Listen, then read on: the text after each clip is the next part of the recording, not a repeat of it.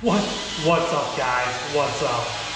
We're gonna be making a little bit of a video today. I'm filling out my little checklist on this beautiful black Corvette here on the dyno that we're gonna be getting ready to tune. But we gotta explain some things on how things go here at Gentek Performance, and we're gonna take you through like a little process of what we do to get your car prepared for some good old-fashioned dyno tuning, to make sure it's done properly and correctly and with all the safety measures in place. And the first thing that starts out with is our checklist for all vehicles going on the dyno. What is up, YouTube? How's everybody out there doing today? I hope you guys are having a fabulous freaking day. I know I got some videos out for you recently, and I've kind of been taking a break from YouTube just because I've been so busy here at Gentek working, which is a good thing, but a bad thing for you guys because you guys ain't getting content, and I want to start putting out some more content for you guys. So I figured we do a little video on this 1999 Corvette that's here on the dyno. You will be seeing dyno pulls of it, so don't worry about that. You just have to wait a little bit till the end of the video, because this is more of an informative video on how we set up the dyno for a car here at Gentek Performance.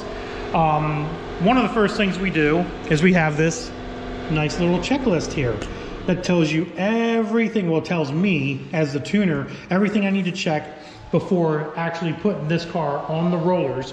And we're gonna go through some of this stuff real quick. I'm not gonna bore you with the entire sheet. It takes about, you know, half an hour to maybe 40 minutes to get that all done. And then we also have stuff on the back as well. Let me pull this out of here for you. That way you guys can see everything. So this checklist is basically built for almost any combination of vehicle that might come in here. Boosted vehicles, obviously. Naturally aspirated vehicles. And of course, nitrous vehicles, we all know about those, verifying jets for customer desired horsepower, etc., etc. So basically, my job in that aspect is to go through everything on that checklist. That way, number one, we have a record of everything. If there's any leak strips or errors, if everything's up to par, the tire pressure during the dynoing and stuff of that nature, everything's recorded. In case there is an issue, we have a nice recording of everything on it to make sure everything's good to go for our purposes of dyno tuning a car. We're not just a shop that's just gonna go ahead and just slap the car on the dyno and be like, ah, whatever, hope you build it right, you know what I mean? Because if you didn't build it right and you bring it to us for tuning, the problem is now we have to deal with the problems, or we take the risk of damaging the car, something catching on fire, something blowing up, a tire going, you know, maybe popping because the tire pressure is wrong, or the tire is just not a good tire, it's not in good shape, which obviously you can see we have tire pressure and condition, we record all that down, and that helps us. So one of the first things that I do is I just go down through this checklist, but we're gonna kind of skip around a little bit, and actually I'm gonna use this little battery tester here, and we're going to go ahead and test the battery to make sure the battery is up to par on this vehicle. So I kind of like doing this because it gives me a little printout and it's pretty cool, you know. All right, so let's plug our, oh, there we go, our end cell battery tester. I got this from one of my sponsorships back in the day, and I love this thing. I've used it every day. So we are operating on a 12-volt system. Enter cold cranking amps. It is 690, so let's go down to 690. Oh, there we go, we passed it. Bingo. Now it is testing. We're going to see if this battery is good.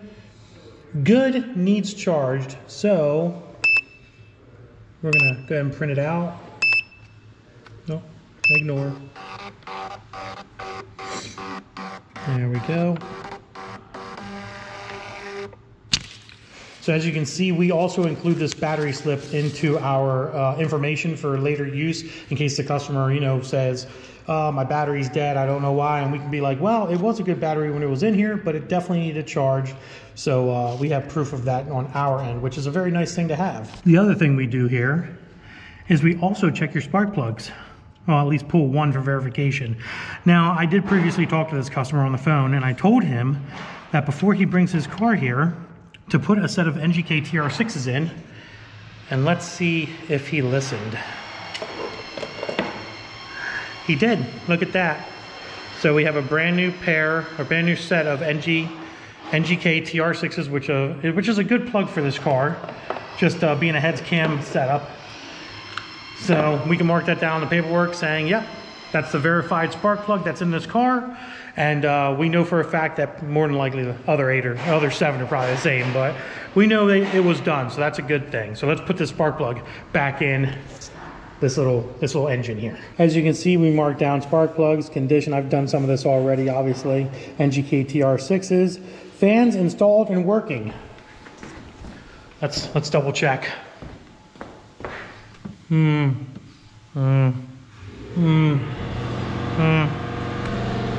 Yep, they're there. Let's mark that down. Be bad if it was missing a fan. Installed and working, yes. So now we're gonna put it up in the air because we gotta check the little other stuff. Oh, we can mark off belt. We kind of looked at the belt at the same time. The belt's right there. And that's also in good shape, as you guys can see. So now we're gonna put it up in the air. There's a few things we're gonna do when it's on the actual dynos, like check tire pressure, which is no big deal. And some of the things on the back, obviously, stand by guys, stand by. Obviously, some of the stuff on the back doesn't even apply to this car. For example, the boosted stuff. So like, you know, components are adequately protected from exhaust turbo heat. That kind of pertains because it has headers on it. But I do know it has 42-pound injectors and it has a 255 pump in it, which I do know. I know all vacuum lines are good to go because I kind of already checked those. And then water lines, no water or oil lines dangerously close to turbo. There's none. That's good to go. And obviously that is NA for nitrous because this does not have nitrous on it. And on the top side is at the end of this. I'll just sign it now. Just show you. I sign this. I put my life on the line to make sure everything's good to go with this car. So like a lot of the stuff we're not going to be using, like obviously, you know, boost leak, wastegate, blow-off valve, exhaust components. Yeah, we're going to check that. And we're going to go underneath and check that. And components are adequately protected from exhaust turbo heat. We're also going to check that. It kind of pertains to the exhaust system in general, so it can go both ways. So let's get it up in the air and take a look and see what we got underneath the car. Make sure there's no leak strips or errors or any other issues going on before we start actually putting this thing on the dyno. All right, now that she's up in the air here, we'll take a quick gander and make sure there's nothing else going on here. Nice exhaust system. I don't know what brand it is. MRT, oh, MRT. It's not a bad brand, I guess. Little tiny mufflers. Should be loud on the dyno. 6-speed transmission, a little bit of a leaky there, but that's not a big concern. A little leaky there, also not a big concern. I would say, you know, if it's like dripping out of the tranny, that might be an issue. Nice exhaust system going here. We got some cats in here, rear O2 sensors, front O2 sensors. The wiring looks okay. Everything seems tied up and out of the way. Hopefully you guys can see. I know it's a little dark. A little bit of an oil leak on the filter, but that could be just because it might have been changed recently, which I don't know. The headers are obviously wrapped. This customer decided to wrap his entire header system, which ain't a bad idea, but if any oil gets soaked on these guys, they could actually catch on fire. If you remember my red Trans Am back in the day catching on fire because of the oil spilling out of the over boosting condition and wetting this wrap that I had on my car, it caught the car on fire. Maybe I'll link that video here around in this video that you can see that. But so far so good. Everything kind of looks decent. The normal leaks from a 99 car, you know what I mean? Like, it's not going to be 100% clean or perfect underneath, but as long as I don't see anything like stupid crazy leaking or something that concerns me with heat and dyno pulls, it's not that big of a deal. So as far as I'm concerned, everything looks good under here. So we're going to put her back down, turn this sucker around, finish filling out our paperwork, and get this sucker on the rollers, because you guys are probably chomping at the bit to see this thing make some power, and I hope it does. But it has a reverse split cam in it, if I remember correctly. The customer installed it himself, so hopefully everything's done there correctly. I do have a baseline tune on the car right now, so it's runnable. It wasn't running when it came in. It needed dialed in for the injectors. This does have the green giant Bosch injectors. He did inform me that he bought them off of eBay. So I am going to tell you, when you buy injectors for a vehicle, do your tuner a favor and don't buy eBay injectors for $100 for 8 of them. So hopefully I don't run into any issues with these Bosch. I've heard that these Bosch Green Giants from eBay and Amazon can be a freaking issue. So we'll see during the dyno pulls if we do have an issue with them. If we do, then we got to talk to the customer and address that. If we don't, then we might see some good pulls. So let's let her down and let's get started.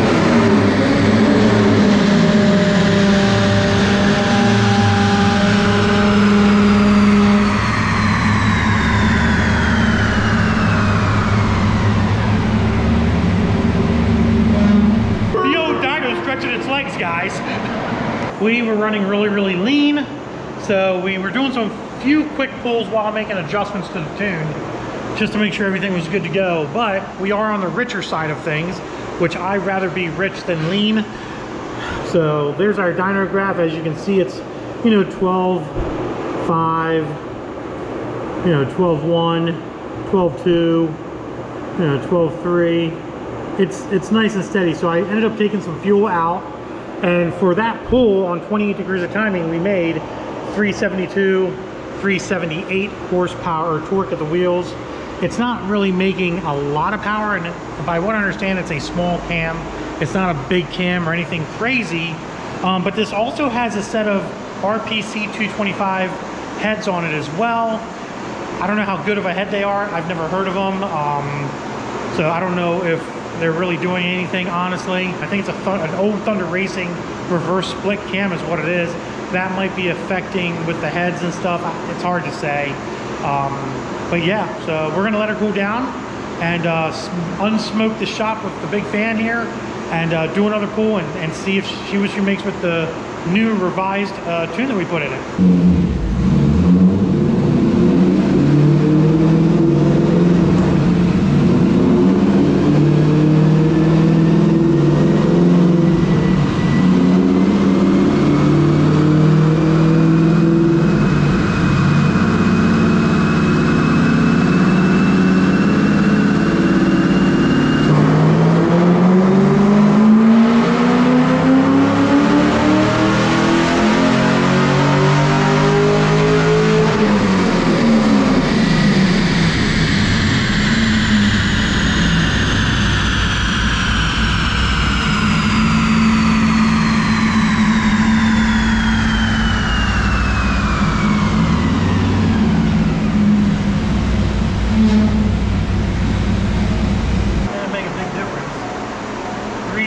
Torque, 375 horse. Still running a little rich on the top end now. So we might be able to pick up a little bit more horsepower, but it's only pulling the... I'm taking it all the way to 65. And it's only making power to like 5,700 RPM. Don't ask me why. Weird.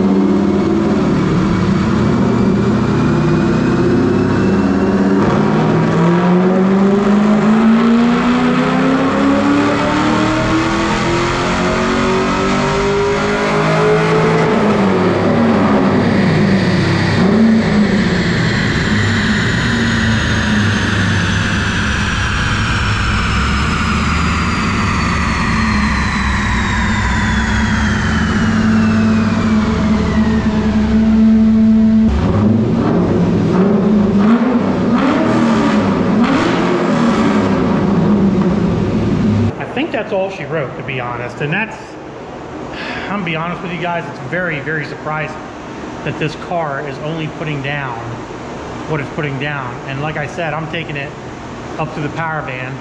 That pull, it made power up to 79, or no, I'm sorry, 79. What am I talking about? That pull made power up to 5,900 RPM. So basically right under 6 grand.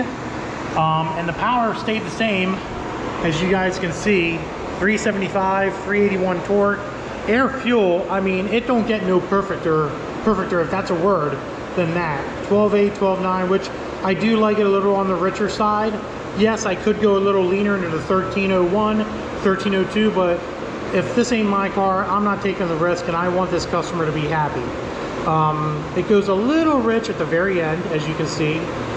Yes, we could probably lean that out and maybe gain a little bit more. Maybe I'll do another pull. Maybe I'll lean that out just a hair up at the, well, I mean, it's not really making, I mean, I could lean it out and it might make more power up a little bit higher. Maybe we'll do that. We do have some time to spare. So we're getting there, but I don't believe this car is going to make any more than maybe 376, 375, 377 maybe if we're lucky, even by leaning out the back end of the dyno graph here. But we can definitely give it a go and try to get that air fuel a little bit better at the very top. And we're talking, I mean, very, very top. You know, 6 grand. Yeah, I mean, we'll lean it out a little bit more just to get it safer. Well, not safer, but just to see if we can pull a little bit more power out of it. We're at 29 degrees of timing right now on the timing, max timing on the graph. I'm not going any more than 29, to be honest. 29 is about the limit for these things. Even with the heads that are 64cc heads, it's very surprising that this car is not putting down more horsepower than what it really is. It's kind of astronomical, but I don't know what to tell you. We didn't build the car, so I don't know what to tell you on that one. So yeah, we'll give her a few minutes to cool down and you know, get the heat soak out of the engine a little bit, get the engine to cool down a little bit. We'll adjust air fuel and make another pass, see if we can get a little bit more out of her.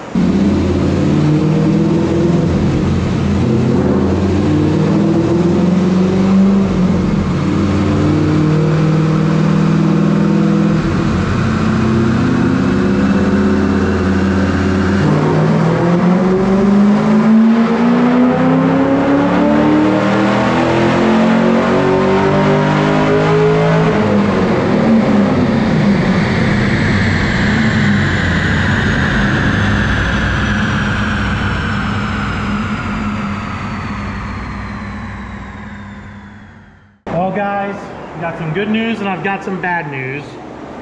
The good news is it was a successful pull. The bad news is it didn't make much horsepower, much more horsepower, but air fuel was a lot better. A little lean spike there, not that big of a deal, but here we go, guys. We have 377, 383 torque.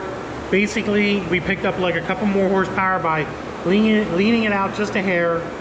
And this isn't bad. 13.1s at the tailpipe isn't too bad going through mufflers, and it does have cats. So more than likely, it's usually going to read a couple tenths richer at the engine than at the tailpipe, believe it or not. So it's probably, I messed it up. I messed it up, guys. There we go. So this 13.1's probably, I did it again, guys. I did it again. I'm a shitbag. So this 13.1 is probably like a 12.9 actually at the engine, which is not a big deal. Mainly because of like air leaks and stuff like that, which this probably does have a few little air leaks going through it and stuff like that. So it's probably more than safe. Not really that lean. It's probably right on the cusp of perfect, to be honest. But it didn't really pick up all that much, and I picked it up at 5,900 RPM. I'm gonna leave this alone. I might add fuel back in this whole graph, just a hair. It's probably not gonna really change that number. Probably put in like a 0.5% in the math table, just to make it safe. And I know, obviously I know what it's gonna do. It's gonna lean it out to 12.9, 13.0, or rich it up to 12.9, 13.0, which is gonna be making it a little bit richer at the engine, which I'm totally okay with. Plus it'll make it safe, and I'd rather this leave safe. Even though I know this is safe, I'll just add a tiny bit of fuel back in the system just to, you know, keep myself, you know, safe, I guess you would say. But I don't know, man. It's not bad numbers, but it's not great numbers for a heads cam setup. The other thing is, We don't know. This could be an LS1 intake too. I'd have to look up the part number to see if it's an LS1 intake. I don't know. It could be an LS6. I thought it was an LS6, but it might be an LS1. Let's look at the part number. All right, guys. So I just typed in the number. As you can see, it says 1255 6333, and unfortunately, that number comes back to a 97 to 2000 LS1. So it's not an LS6 intake, unfortunately. I thought it was. It's actually an LS1 intake. So that might be another reason why these heads, these RPC 225 heads, aren't flowing the much needed air that they need to flow, because the intake's choking it up. We have a BBK that's choking it up, stock map, and a stock throttle body. So that's not helping our case. Right, Connor? Right. Yeah, Connor's our master LS1 technician here, you know. He builds all the cool LS's. You want your LS built? He's the guy. Yeah. You want 1,000 plus? I'm the guy. He's the guy. We're gonna call this one quits, boys and girls. I've got a little bit of idle and cruising tuning that I'll do out on the road here.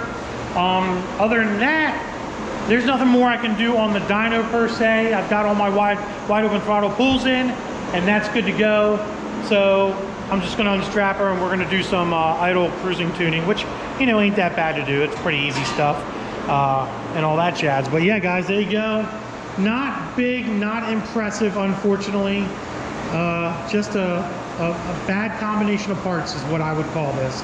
That's not making the power that it should be. But at least it's running good, and air fuel's good, and spark is good, and all that fun jazz. So at least it's safe to drive. Might not be a big horsepower car, but at least it's safe to drive. Other than that, guys, that's the end of the video. If you enjoyed it, do me a favor, give it a big thumbs up. Don't forget to subscribe. Hit up Gentek Performance if you need any beautiful dyno tuning by yours truly, or any builds.